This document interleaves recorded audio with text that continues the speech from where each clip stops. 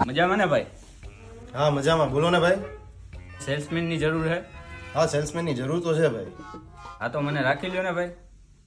ભાઈ રાખી તો લઉં તમને, પણ કોને મોકલા છે, શું છે, તમારું એજ્યુકેશન કાંઈક તો કયો, કાંઈ ખબર તો પડે. પહેલા હું ઇન્ટરનેશનલ કંપનીમાં હતો. ઇન્ટરનું સારું એવું નોલેજ છે, ઇંગ્લિશ બોલતા આવડે છે અને MCA કર્યું છે. થઈ ગઈ છે, બીજે ક્યાંય મળતી નથી. વિચારું છું આ જ લાઈનમાં આગળ વધુ. ભાઈ બરોબર છે, તમે આ લાઈનમાં આવ્યા, આગળ વધવાનું વિચાર્યું, પણ આ અમારી લાઈનમાં ક્વોલિફિકેશન હાલશે નહીં આટલું બધું ભાઈ. ભાઈ આ ક્વોલિફિકેશન અમારી લાઈનમાં ન હાલે કા ભાઈ? ક્વોલિફિકેશન ઓછું છે મારામાં?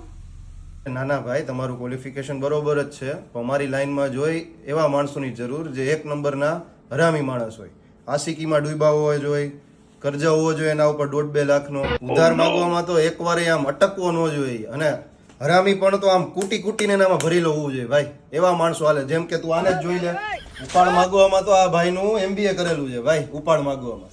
એટલે કૂટી કૂટીને હરામી પણ હોવું જોઈએ, તો આ લાઈનમાં તમે હાલો. તું આ પ્રકારનો માણસ નથી ભાઈ.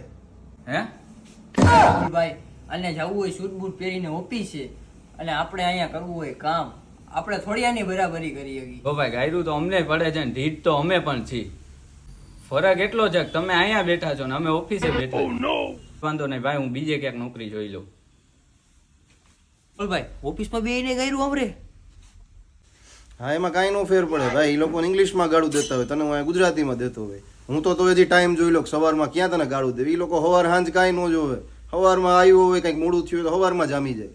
એનામાં કાંઈ ફેર જ નથી. સારું ને હું અંગૂઠા છાપું ભાઈ.